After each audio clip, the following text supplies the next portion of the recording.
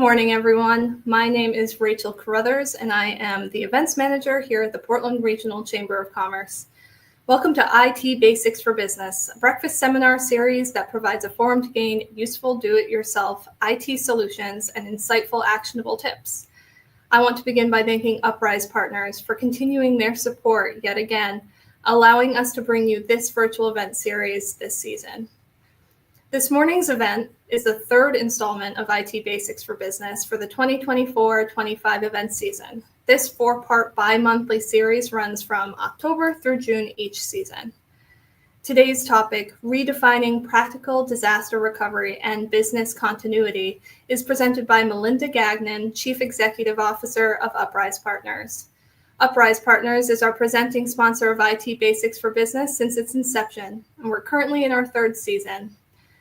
At this time, I'd like to introduce Uprise Partners Chief Operating Officer Nancy Mather to the floor to tell us a bit more about the work that Uprise Partners does. Hello and welcome, everyone. I'm excited to tell you a little bit about Uprise Partners. We're a cybersecurity and IT managed services firm dedicated to helping businesses thrive and operate more efficiently using technology. While we proudly serve clients across the U.S. and have been recognized among the top cybersecurity and managed services providers nationwide, our roots are right here in Maine. As part of our commitment to supporting businesses in our home state, we've launched the Our Backyard Initiative to proactively reach out to more Maine-based companies to see how we can help. If this sounds helpful, please email hello@uprisepartners.com and we'll set up a time to talk. Back to you, Rachel. Thank you so much, Nancy. Like all the Chamber's virtual signature events, today's presentation is free, will be recorded, and made available for free replay on the Chamber's website and YouTube page. To keep up to date on all the Chamber's news and events, visit our website, portlandregion.com, check out our events page, sign up for our weekly email newsletter, and follow us on socials while you're there. Before we begin today's program, I just want to remind everyone that we're using a platform called StreamYard this morning. This platform provides improved production and interactive elements that truly enhance our virtual events here at the Chamber. On that note, I'd like to point out that when you have questions for our presenter today, you can type them in the YouTube chat.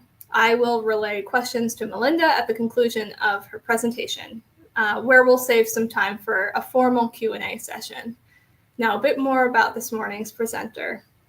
Malinda Gagnon has more than 20 years of experience in business strategy and technology, having served as a strategist at Google and senior partner at WPP, where she founded and led their consulting organization and the product management and technology group. Her specialties include business resiliency planning, product management and technology operations, and her experience with clients is diverse, from large corporations like Procter & Gamble, General Electric, Volkswagen, and Walmart to small startups. She is a board member of the Maine Venture Fund and the Mitchell Institute, and a mentor at Techstars, Mass Challenge, and Maine Center for Entrepreneurs. Away from her desk, she's also an avid skier and scuba diver and certified yoga instructor. And we're very grateful to have her with us this morning. With that, I've said plenty, so I will hand the mic off to Malinda to kick things off. Thanks so much, Rachel, and thanks so much, everyone, for being here. I'm excited to talk with you this morning about a topic that is of great interest to me, and I'm sure of great interest to all of you as well, about how we can keep our businesses more resilient. So to jump into this, we all know that we are in an always-on world. Our business is always on. And even when we try to take a little vacation, which I just did, I actually have that little bit of tan. I got out of Maine for a little while and saw some sun. But even when we step away from our businesses, it is still always on. And we want to ensure that that happens without disruption. So the moment something breaks, whether that be a system, a server, something in that supply chain that we rely on, we could have a disruption that could just cause us some downtime. And I say just downtime, but that is very costly. Or it could cause things to drive really to a halt. I've spent my career, as Rachel mentioned, building teams, building businesses, launching products. And part of that is always, well, what happens when things change? Things always are evolving. Our competitive landscape, macroeconomic trends that we really don't have any control over, but also things within our organizations that we can have some control over and we can anticipate. So the name of the game here is to look ahead and try to do that advanced planning. That's how we really become resilient. We know that we can't anticipate everything. We can't know what's coming around every corner, but we do know enough about how our business operates most optimally and what we rely on the day-to-day. And we can start thinking through some of these potential scenarios to plan for. So my goal here today with all of you is to walk through the key elements of building a resilient organization. So we'll talk about why resilience matters and a couple of the key tools for you to have. If you don't have them already, we'll talk about how you can update those or just get them started. But namely, a business continuity plan and a disaster recovery plan. And we'll talk about what those are and how they work together. And to bring this all to life in some real world examples, I'll talk through two different examples. Something for us all to keep in mind here when we talk about business resilience overall, business continuity, disaster recovery. I'm talking to you from, a tech company perspective, but these topics relate to any type of business disruption. So that's why in these examples, I'm going to talk through one natural disaster example, as well as a cyber incident. So my hope when we walk away from this session together today is you have a really good foundation for these topics and what goes into a business continuity plan, a disaster recovery plan, and some ways for you to get started. And something I'll also mention, the next session that we have with you as part of this series, our CTO will dive in depth to the disaster recovery plan in and of itself, because there is so much to cover in this topic. So this presentation will be that foundational bit of information, and then we'll dive deeper into that in the next session. So why is this important for us to think about? So a stat that is pretty staggering when it comes to how incidents can affect small, medium-sized businesses is 60% of SMBs close within 6 months after a major cyber attack or a disaster. So this is, of course, a number that none of us want to take a look at. We don't want to think of this happening to our organization. Something that I'll speak to a lot throughout this is the fact that it's rarely one thing that happens that will take an organization out. It's typically a string of either missteps or there are many weaknesses in an organization that when that cyber incident or disaster happens, it's the proverbial straw that breaks the camel's back that causes this to happen. So this is, again, part of why we go through this continuity planning to make our organizations as strong as possible so they can withstand an incident. A key thing that we always plan to when it comes to continuity is when that incident happens, how do we reduce our downtime? And you're going to hear me say this time and time again. How do we minimize downtime? Because downtime is costly, right? Another stat for SMB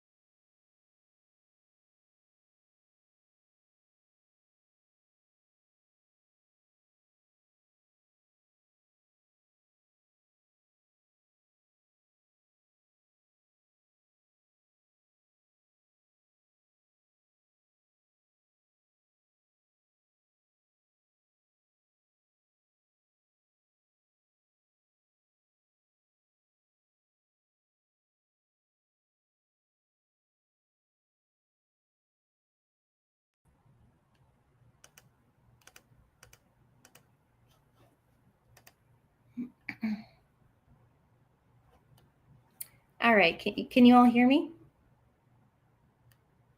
Okay, beautiful. So we were joking before we came on air about my business continuity, my presentation continuity plan. Should something go haywire? And guess what? We just used it. I was just chatting with my colleague Elizabeth to see what was going on. So here we are, and the show continues. All right, so that truly was not planned, but here we are. So we're talking about minimizing downtime. Hopefully that was our minimal downtime that we're going to have through this. So I was talking about how SMBs have the highest risk when it comes to being able to respond to these types of incidents. And I'm going to pause for just a moment. Folks backstage, can you still hear me okay? Just want to make sure we're 100% good to go. All right, beautiful. So why are SMBs at a high risk? It's typically because they have smaller or maybe non-existent in-house teams that can guide the type of analysis and planning that it takes to go into this. And when it comes to technology, they also may be heavily reliant on third parties, whether those be tools or partners. So when you have complexity in an organization, whether that's through technology, through partners, those are all areas that are potential risks. So we have to look at those areas in depth to really understand where our vulnerabilities are that we have to account to.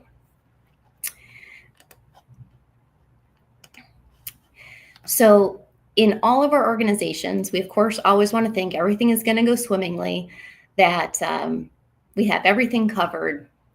And it's just the reality of it that it's not if something will go wrong, it's when. So I don't want to be, the Debbie Downer here to say, eventually something is going to go wrong, but I'm going to be real with you. That is the case. You can do everything right and absolutely follow every best practice, and eventually something will go wrong. The key here is to be as prepared as possible and to be able to bounce back quickly. So I want to tell you just a quick little story. I actually got started pretty early in my career with this type of work. And at 16 years old, I never would have thought that, at 44, I would be talking about a job that I had at 16. But my first job was in concessions at a movie theater. And after I burnt the popcorn a few times and, didn't love making minimum wage, I realized if I went to be a lifeguard, I could double my hourly pay. So that was pretty awesome. Loved the water. So I started my lifeguard training. And lifeguard training and being a lifeguard is absolutely in alignment with what we have to do as business leaders to be prepared for if something goes wrong. So before I was allowed anywhere near a pool, I had to go through hours of training. So, your CPR, different rescue techniques, emergency response drills, and we practiced again and again. So why did we practice so much? Because when that moment came and we needed to act fast, we would stay calm, make the right decisions, because truly in this case, someone's life could depend on that. Their well-being could depend on that. And when it comes to responding to an emergency, no one's going to come up yelling emergency. You have to anticipate when something could be happening. So you have to constantly scan, stay sharp, look for a potentially risky situation that you would need to respond to. The real work wasn't just, pulling someone out of the water. It was everything that came before that moment to prepare, to plan, and prevent a situation from happening or getting worse if that did happen. So that's exactly what a business continuity and disaster recovery plan is. So it's taking all of those preventative measures, making sure we think about different scenarios, and we have practiced how we're going to react, how we're going to communicate and respond. And that's really what we go through when we do these types of plans. So what are the different elements in these plans that we want to think about? And it really comes to these kind of core elements or principles that we want to think through and adopt. So this first one is about risk assessment and prevention. So we want to identify potential hazards and implement measures to prevent those things from happening before they occur. So as a business, conduct regular risk assessments. What has changed since the last time you looked at that? What are the areas of your organization that have complexity or vulnerability? Do you have, for example, one key vendor that you rely on for critical operations? What happens when that vendor has an issue? What's your backup plan? So these are the types of questions to ask when you're doing that risk assessment. And then once you understand your risks, it's all about this emergency preparedness. So, right, in lifeguarding, we have those continuous trainings to stay sharp, keep everything at the top of your mind. So when you have to respond, it just becomes second nature. You know where your resources are. You know what you have to do, what you have to communicate.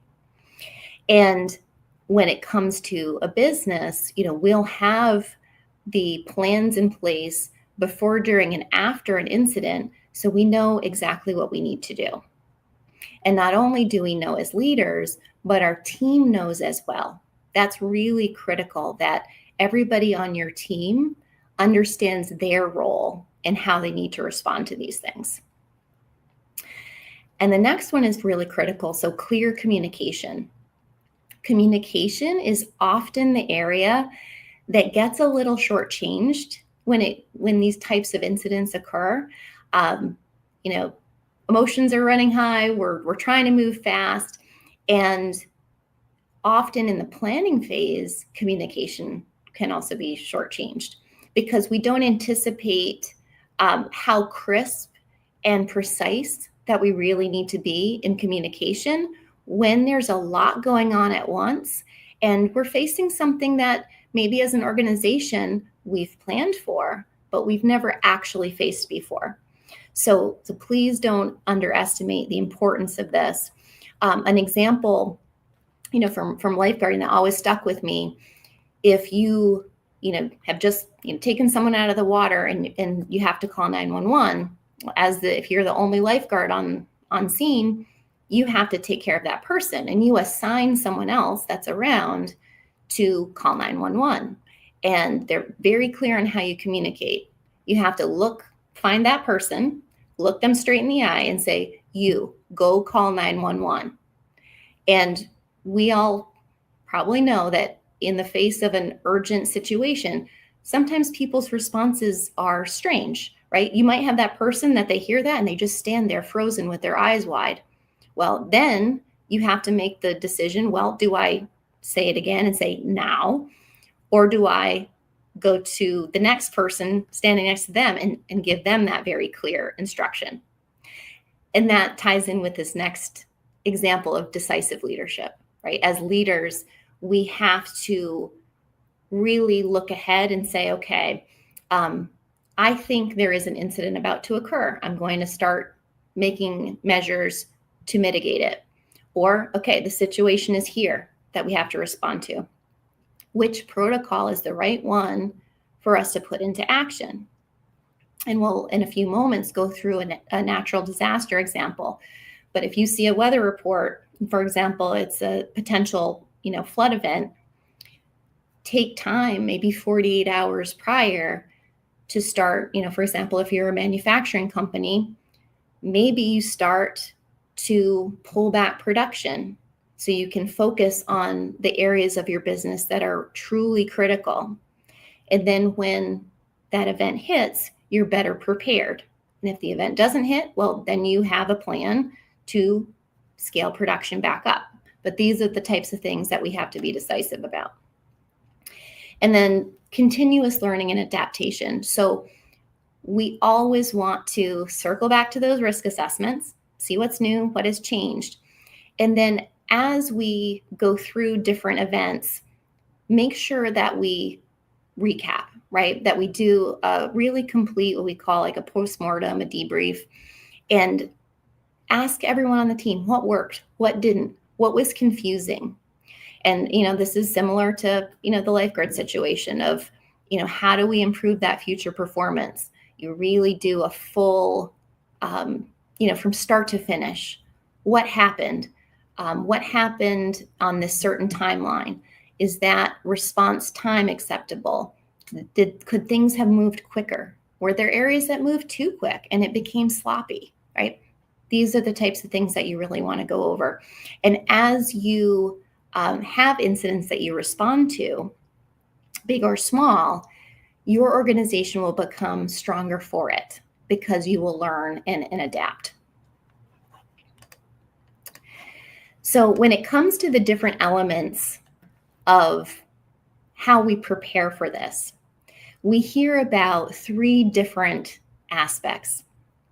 So business resilience, the business continuity plan, the disaster recovery plan. A lot of times people use these rather interchangeably.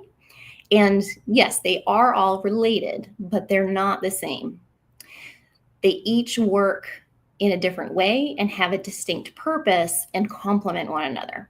So I want to walk through what each one of these things means, what they are, and how you can utilize them. And together, it all works together to really help make your organization much stronger. So the first thing is this overall concept of business resilience. So this is the overall capacity of your organization to adapt. And that's the best way to think about this. It is really a mindset. It's a way of operating. It's truly comprehensive in everything that your organization does. And it's not about just continuing to do business as usual, but how do you emerge even stronger? That's really the essence of being resilient.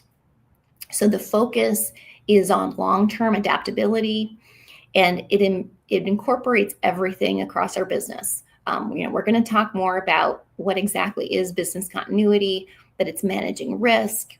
It's ensuring that you have resilient technology infrastructure, and your culture and leadership is also resilient. So this is something interesting for us all to think about as well. How resilient is your team? How are they equipped to react to change? How can your leadership respond as they need to change and get stronger? And this is a matter of, being comfortable with managing change, giving feedback, letting people respond to feedback. It's being able to evolve and change as our environments change. So a few examples here, learning from disruptions, as I talked about earlier, and being able to put those learnings into practice. When it comes to building a culture that embraces change, this is one that, and with anything culture related, it takes time to build. And once you've built it, it takes, consistent nurturing, if you will, right? We can't turn it on, turn it off. But something that I find is really useful when it comes to having a culture that embraces change is, one, to be cognizant of change management. How often are you requiring your teams to change? Their practices, how they work, the tools they use. Is that change being managed in a way that allows your team to get up to speed, find that stable place before the next evolution comes, right? Because sometimes if we have change that is too rapid, the team can't have the chance to, learn the new thing they need to learn and start to excel with it, right? So there can be some change fatigue there. So being cognizant of that management is really critical. And also it's really important to let people know why the change is necessary. So bring them along for that journey. If they know strategically why changes are being put into place, They're going to have that buy-in. They're going to understand how what they're doing is part of this larger vision and success of creating a really resilient team and an organization. And they're going to be much more willing to put in that extra effort to learn something new, to operate in a different way. And then the final example here, strengthening anything related to supply chain, anything that you need to run that business. I mentioned earlier, the one vendor that's really critical to you. Well, that's a vulnerability if you only have one vendor that can do that. Have a backup. What happens when they go offline? Is there another vendor that you can rely on, or are they already in play so they can take more volume, right? These are the things that we need to think about. So the next piece here in this overall toolkit, if you will, for business resilience is the business continuity plan. So this is a proactive strategy. So we just went from, the overall mindset and approach. Now we're getting into this strategic plan. And the purpose here is to ensure that critical business operations can continue. So both during and after a disruption. So this business continuity plan will come in throughout, before and during and after an incident. So the focus here is we want to keep the business running. Here I'm saying it again, with minimal downtime. That is the name of the game, minimal downtime. And it covers, again, everything across the organization. So yes, we're, talking today a bit about technology, but this is truly across the entire organization. So how does this affect your team? So your people, your processes, how do you work? Yes, your technology, your facilities, everything you need to run your operation. So some examples of this. If you are reliant on a location, maybe you have a backup location or backup offices ready just to run critical operations. You may not have to replicate, your core location. How can your critical employees work remotely if needed? What are those critical roles that you want to have online in the case of an incident? Who can afford to step back, right? Or focus on other things during an incident? And then those essential vendor relationships, that's also really important. An example that I would give there with a vendor relationship, let's say there's a natural disaster and one of your core vendors is in your similar geographic location. That's something to think about. Having geographic diversity is really very helpful when it comes to any kind of natural disaster, power outage, event like that. So you can have that redundancy. And then the final element that is critical here with resilience is this disaster recovery plan.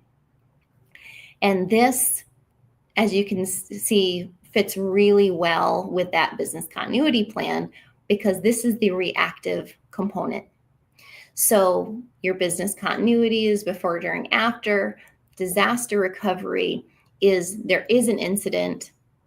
How are we recovering from it? How are we restoring critical operations? So in this example, I want to focus a little bit more on the technology part of it. So this, for example, would focus on restoring data and technology systems after there's a disruption. So we would want to focus on data backups, making sure we can restore anything that we may have lost access to. Recovering our infrastructure. And again, minimizing downtime of all those critical systems that we have. So a few examples of this could be restoring data backups after there was a ransomware attack. Maybe you would need to rebuild servers in the cloud after there was a data center outage. So these are the types of things that we would deal with if there was a cyber incident. So to give a little bit more of an example here, let's say you have a key business application, and it's typically run from a server room in southern Maine.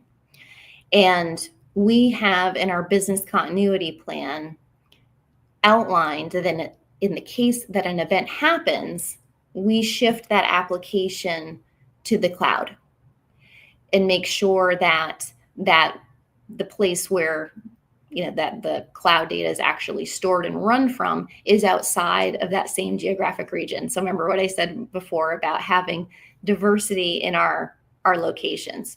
So yes, we're taking it to the cloud, but making sure that that cloud region is outside of that area so it won't be affected. So we see the disasters on the way. We're looking ahead to our weather report, and we transition that application to the cloud. So the most important thing that we want to remember is not only we have to make sure we have business operating during that natural disaster event, but how do we also bring it back, right? Because there's a reason that we stored this on-prem at our location to begin with. It's great that we can transition to the cloud, minimize our downtime, but then we need to go back to normal and transition that back to our on-prem server. And this is that concept that you may hear called, fail over and then fail back. So we want to fail over to the cloud. We want to fail back and restore to our typical way of operating. So as we think through all of these different plans, the inevitability, of course, that we're preparing for is the only constant is change. Our marketplaces are always changing. Our supply chain is always changing. Our organizations are changing. And we always will be strongest if we accept this fact and we're ready as much as we can be for the unexpected. So an analogy that I also really like us to think about in the business context is likening your business health to your immune system, because it actually operates in a very similar way. If we think about how we're healthiest, right? And use the example of the flu. So if we're taking care of ourselves, we have a healthy immune system, we eat well, we get enough rest, we take our vitamins, we get exercise. Basically, we're as strong as we can be in our immune system. We get the flu. It might disrupt us, take us out for 3 days, 4 days, maybe a week, and then we recover from it. The flu can have very different results if it hits someone with a poor immune system, right? Some people pass away from the flu because they're in that compromised situation. Your business is the same. If you are taking measures to make sure your business is as strong as possible, one incident happens, it will cause you to have a little downtime, but it won't take your organization down, right? So that's something that's really key for us to think about when it comes to natural disasters, any kind of technology disruption or advancement. That's also change that can cause disruption. Any kind of competitive pressure, of course, cyber attacks, a consumer preference shift that might change how your business responds and operates. And then, of course, macroeconomic trends that we're all contending with. So how can we just, in our day-to-day, get as strong as possible in addition to having these business continuity plans and the disaster recovery plan so we can weather that? And the way that we do that is to have something, a concept in place that we call defense in depth. So just like there isn't one thing that's going to take your organization down, there's not going to be one thing that saves you either. So you really need to have multiple layers of protection, security measures, monitoring, so you can have those different backups. So when you think about this, it's defense in depth in terms of monitoring, understanding what's happening in your business, so you can try to see around that next corner as much as possible to adapt. and also be able to respond as well. So to give a quick example, someone clicks on a phishing link. So that alone, again, won't take your organization down. But if you also don't have monitoring in place to discover it happened to begin with, that could be a big problem. Maybe you also don't have anyone who can look at logs to understand the issue more in depth. Maybe you don't have a firewall configured properly. This can all add up to a costly breach. So you can start to see from that example the different layers that should be in place to help you mitigate risk there. So how does this all come to life? I want to give you a few different examples of how this business continuity plan translates to the disaster recovery plan. And I'll talk through two examples. One is a natural disaster and the other is a cyber incident. So this first one is the dreaded ice storm, and I've lived through plenty of those, being a lifelong Mainer. So this example, we have a manufacturing plant in central Maine, and there was an ice storm that caused widespread power outages, roads blocked, structural damage, all the things that unfortunately come with this type of event. So first, we have our business continuity plan. So this is the, before the storm. So we identified there are ice storms and power losses that are going to be a threat. We have already, before this event was happening, this is way before the storm, we've invested in backup generators, fuel reserves as well to fuel those generators. We have our production and inventory systems in the cloud. Should we need to, we can have our critical parts of the business, finance, HR, logistics teams, they can work remotely. We have our emergency response team. So this is way, way before the storm, right? These plans are in place a year plus as just part of that business continuity plan. So now we see the storm is coming. 24 hours before the storm hits, we start to pause production in a safe way. We start to shift how we're coordinating logistics to doing that remotely. And we communicate all of those plans and work expectations to our team. So everyone knows now you're following the BCP and this is what we're doing. So after the storm, that's when the disaster recovery plan comes into place.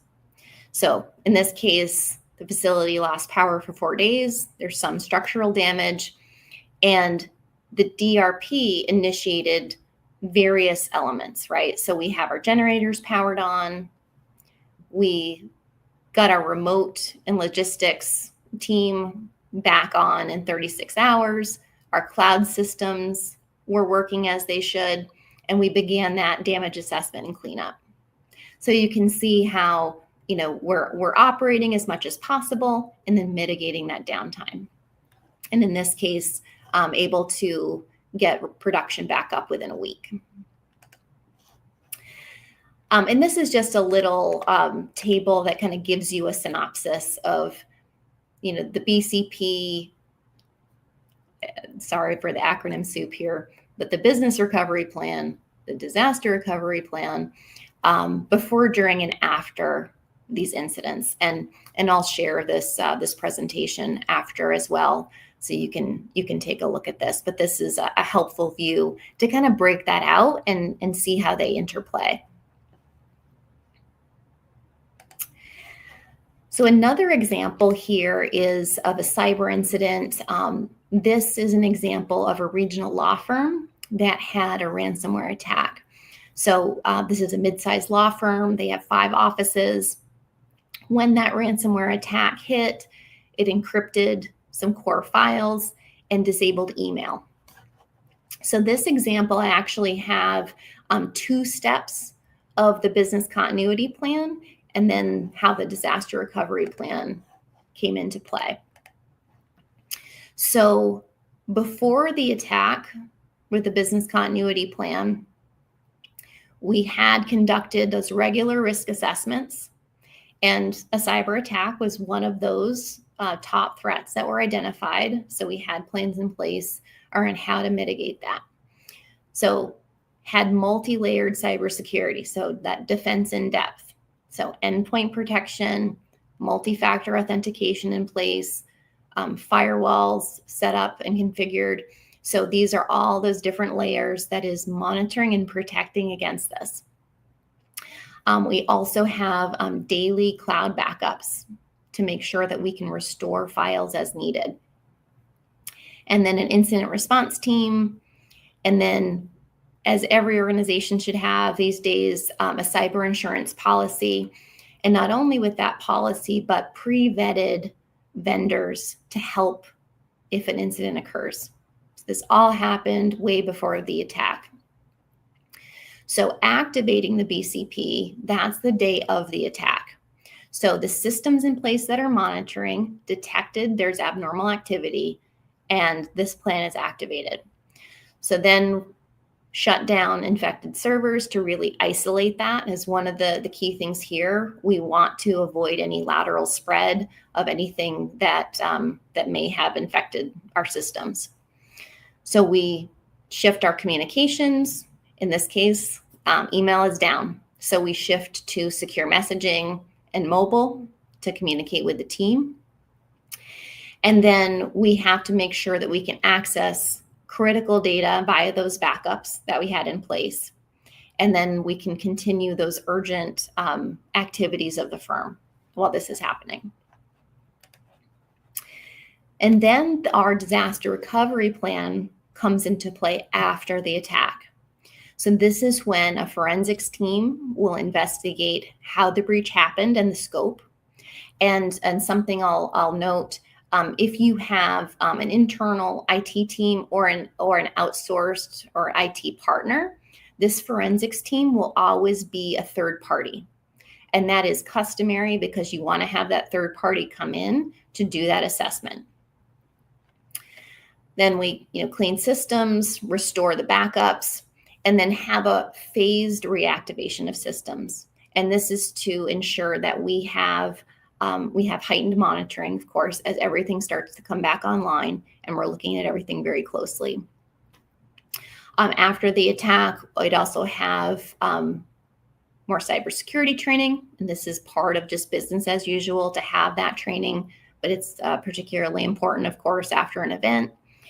And then that continuous learning and adaptation, we want to review exactly what those findings were from the forensics team. How did we do as a team responding to it, and update those plans accordingly, both the business continuity plan and the disaster recovery plan. So this is, again, another one of those kind of overviews of how the business continuity plan and the disaster recovery plan work together. So you can see with the business continuity plan before, we want to make sure, the quote unquote cyber hygiene, right? We're as strong as we can be with our backups, with the monitoring we have in place. During, it's a matter of containment, communication with staff, and then after, if we need to update clients, how do we ensure that, things are secure and safe? We're operating back at 100%. And then when it comes to the disaster recovery plan, before, we want to make sure we have our solid backups, we have our response plans sorted out with our vendors. During, we're already working on network recovery, isolating, making sure critical functions can happen. And then after, we're restoring to full operation, and then doing that critical postmortem, right? What can we learn from this? How do we improve for next time?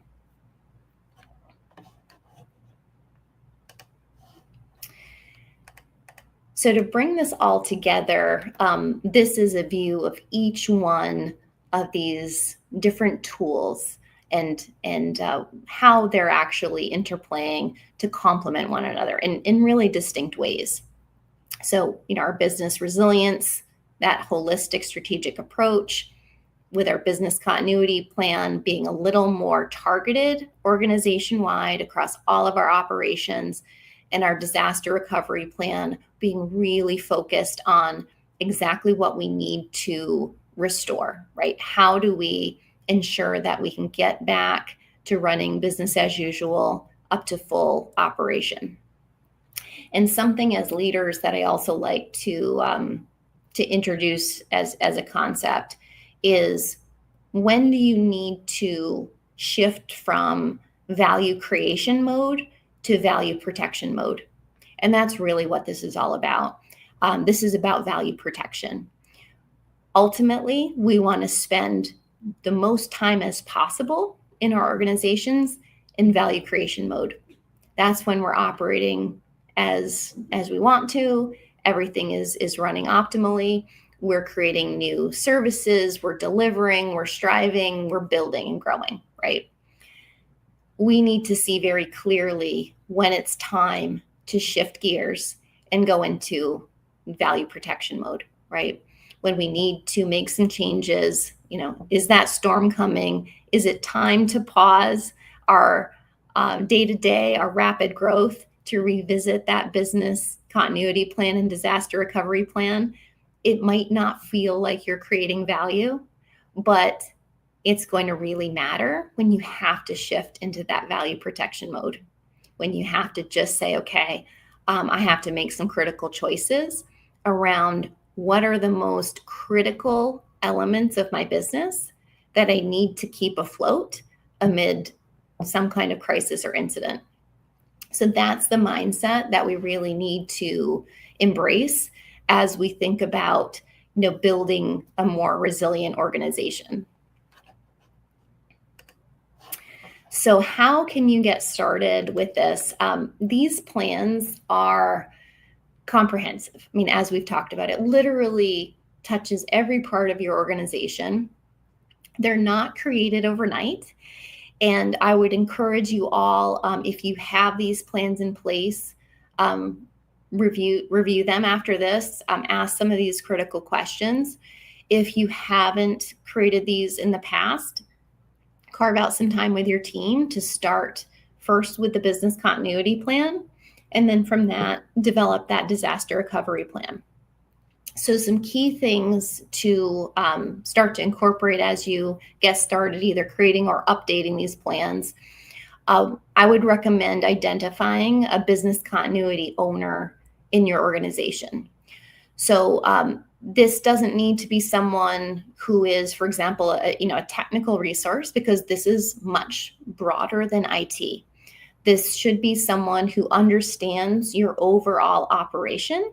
They don't need to understand every aspect of it, because truly no one will understand every aspect of your operation in depth enough to do this on their own. But it needs to be someone who is familiar with how the business operates, so they can then engage different members of your team to have those very in-depth conversations about how things work. What are the backup plans? What's the plan B? Who are your vendors? All of those details need to get talked through. In the midst of all this, it's also a matter of adopting that resilience mindset. So creating that culture that embraces change, is adaptable, and comfortable with asking the what if. And again, I know it's not how, we're kind of wired to operate, to, act like the sky is falling, what if this happens? What if that happens? But this is the time to do that. Okay, what if our key vendor goes down? What if there's an ice storm and we lose power for a week? Or, some of us experienced 2 weeks, in some of these crazy storms that we get. What happens when we don't have access to email because there was a cyber incident? How do we communicate? Do we even have everyone's cell phone numbers, right? Ask these things.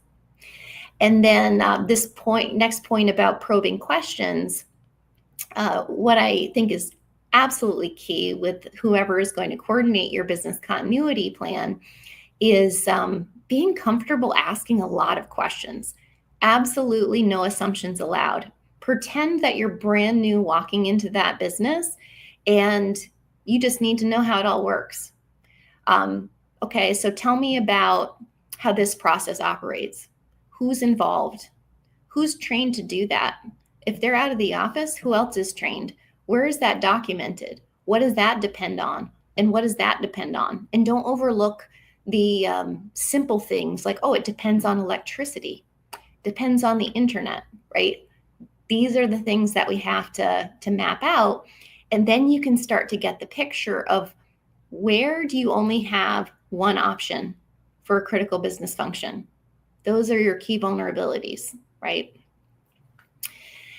Reviewing your vendors and partners, that's going to be absolutely critical. Something that I encourage you to all think about is if you have vendors in place that offer critical services or resources, what are your backup plan B and C? Keep those relationships fresh. Obviously, if you never use vendor B and there's a disaster that hits, you can't just spin that up overnight. You have to have contracts in place. You have to know how they operate.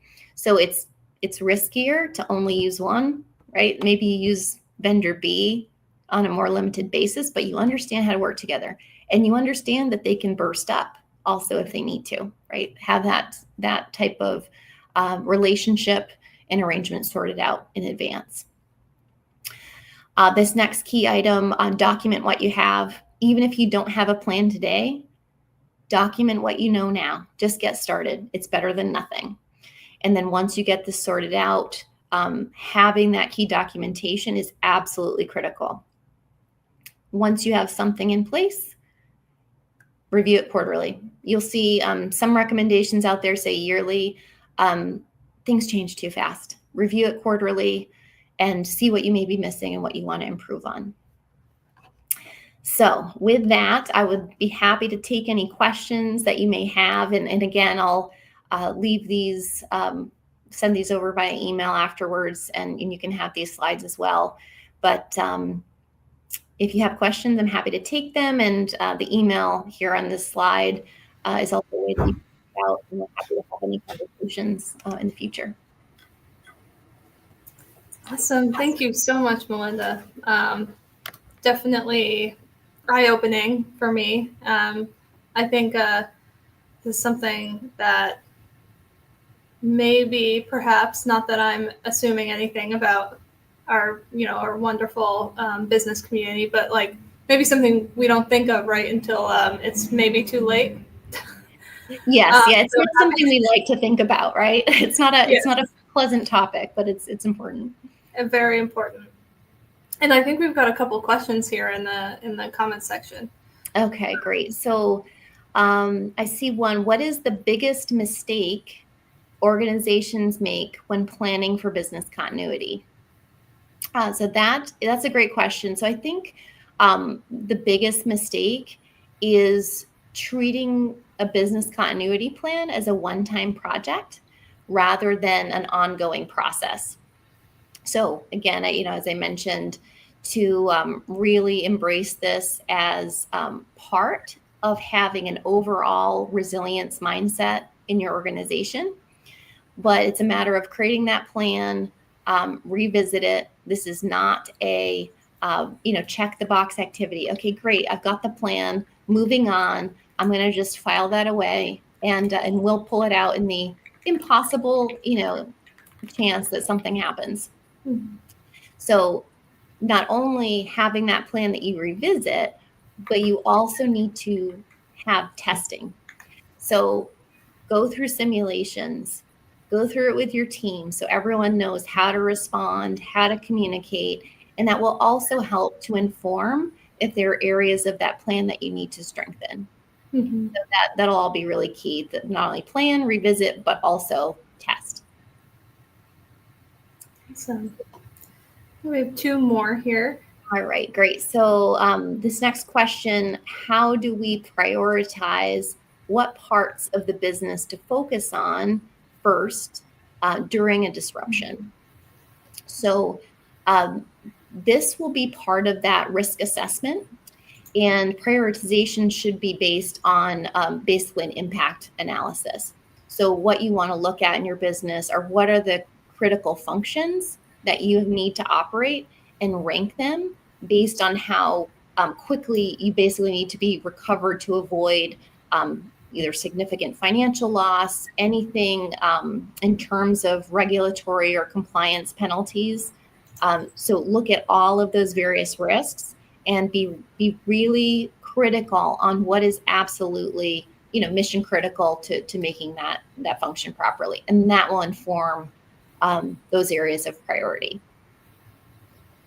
I think I'm glad that question was asked, because, you think of it too late, like I have no start. What is the most important place to start? So yeah, great question.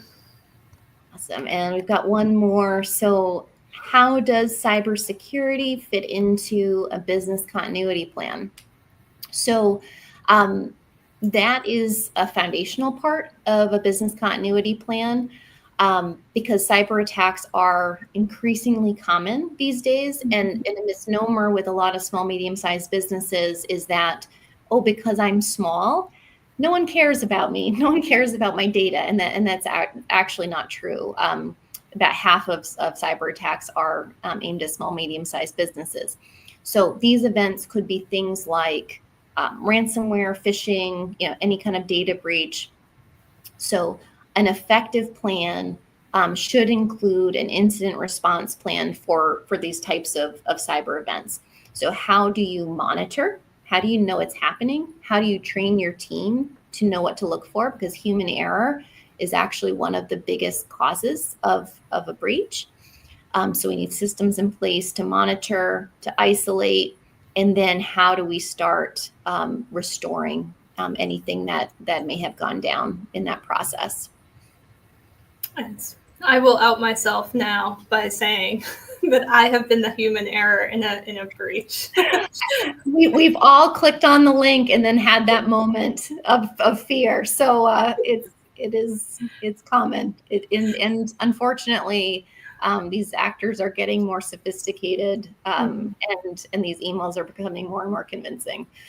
Yes, absolutely. It's funny. It happened I think it happened in 2024. And I actually I made myself go back and watch the Gone Fishing episode of IT Basics. Yeah, I know. It's crazy, but it's the world we live in. I know. But luckily we have, people like you who can assist us with these things. And I think growth and being willing to learn and take on these new tools that are available to us is the point, right? That is the most important part. Yes, and go slow. That's the biggest thing with preventing human error. Yes. Just take that extra second. Yes. And so for everyone on this call that's happened to, I'm with you. I'll start a support group. But Malinda, I think that's all we have for questions today. I just want to thank you so much for your presentation. You covered the ins and outs, and I think set us forward with some steps that we need to take, which is the best thing. I love when I leave these presentations with some action items. And so, yes, just thank you so much. We really appreciate you. Thank you. Glad to be here. Thanks, everyone. And of course, just before I do any of our other closing items, I want to thank Riley Legier, who's the man behind the curtain here for our virtual events. Thank you, Riley, for producing yet another successful virtual event through the Chamber. And last but certainly not least, a big thank you for everyone who attended today and throughout our season. If you're interested in learning more and continuing the conversation with Malinda, be sure to check your email for a follow-up message where there'll be a link to this recorded event, as well as her presentation and contact information for Uprise Partners. And of course, another shout out to Uprise Partners for their support and contributions to the programming for IT Basics for Business throughout the entire season. We look forward to seeing you back here on June 24th at 9 a.m. for a deeper dive into disaster recovery with Uprise Partners Chief Technology Officer Brian Gagnon. Thank you again for attending IT Basics for Business presented by Uprise Partners. Remember to get outside today, don't click on those links, and enjoy the rest of your day.